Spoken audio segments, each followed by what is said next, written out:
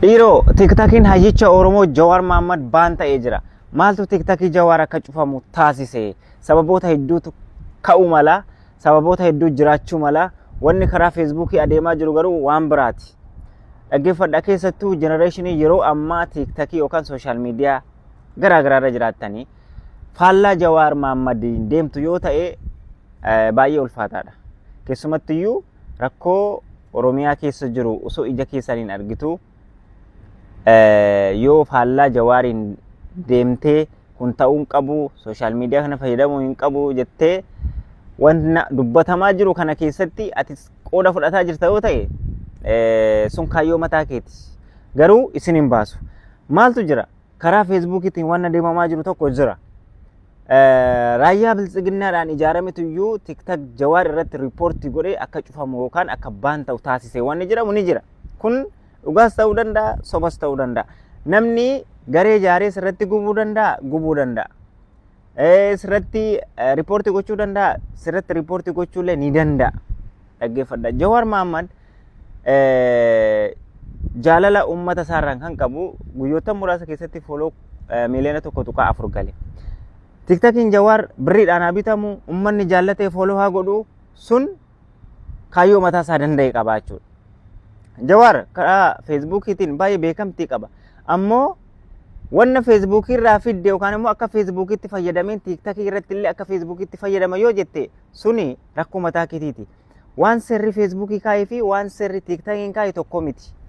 Yoo kan tiktakii Feesbuukii irratti fayyadama akka sirra Feesbuukiitti yoo jette Feesbuukiin simachuu dhiisuu danda'a. Yoo akka Feesbuukii bareettiin tiktakii irrattis fayyadamuu danda'a yoo jette sirri tiktakii illee si eeyyamuu dhiisuu mala. Dhaggeeffadhu.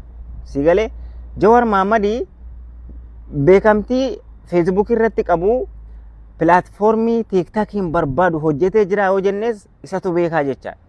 Ammoo namni gareedhaan sirratti gubuu kan danda'u garee tokko yookaan garee lama osoo hin taane yoo namni keesii tokko yookaan immoo himannaa tokkoon sirratti heddummatee himannaan sun bifa tokkoon sirratti heddummatee riipoortii ta'e tiktak fudhachuu danda'a. Dhaabbanni tiktakii jechuudha. Saniyyuu immoo dhaabbata tiktakiitiin kan wal fudhate himannaan keessuun himannaa seera qabu himannaa warra tiktakii biratti fudhatama qabu yoo ta'e tiktakiin fudhachuu danda'a. Malee tiktakiin akkuma kanatti namni viidiyoo kee irra deddeebi'ee nama 2 nama 3 nama 4 5 ta'ee irra deddeebi'ee jaratti riipoortii yookaan kaampaanii tiktakiitti riipoortii godhe sirratti gubuu dhiisuu danda'u. Kun kaayyoo yookaan immoo tiktak Jawaar baan ta'uudhaa fi sababa ta'uullee hin danda'u. Irra caalaatti rakkoon nama keenya maali beektu? Sooshaal miidiyaa kana banachuu malee akkamitti akkatti fayyadamanii jechuun egaan amma aga Jawaar Mohaammed beekuu dhiisuu mala. Amma Jawaar Mohaammed akkeessu miti yookaan immoo Jawaar Mohaammed wallaalaa jechuu komiti yookaan immoo ani Jawaar Mohaammed oli jechuu miti. Akka nama tokkotti ani illee akka nama sooshaal miidiyaa fayyadamu tokkotti namni yoo sirratti riipoortii godhee sirratti gubuu dhiisuu danda'a tiktakiin. Yoo himannaan kee seera qabata yoo ta'e himannaan kee jara biratti fudhatama yoo qaba ta'e weel fudhachuu danda'a. Malee namni sirratti gubuu hin danda'u gabaabaatti. So maal isiniin jechuu barbaade nama kana tiktakii irratti gubuun seera miti. Yoo akka kanatti namni irratti adeemee gareedhaan irratti riipoortii ta'a ta'e baay'ee ulfaataadha. Kana dhibbatti sammuu keessan keessaa haqa. Kanaaf jechuudha. Seera tiktakii gaafa tiktakiitti dhufnu seerota tiktakii beekuun barbaachisaadha. Pilaatfoormii tiktakii beekuun illee barbaachisaadha. So gabaabumatti Jawaar Mohaammed ammallee tiktakii ni banataa gaafa inni gara tiktakiitti addeebi'ee dhufu hundi keessan foloo akka gootanii inni kun gaa nuti jennee miti uummanni Jawaar Mohaammed baay'ee jaallata. Yookaanis immoo tiktakiin isaa kun iyyuu deebuu danda'a. Yoo warra tiktak ta'e deebisuu dhiisuu malanii.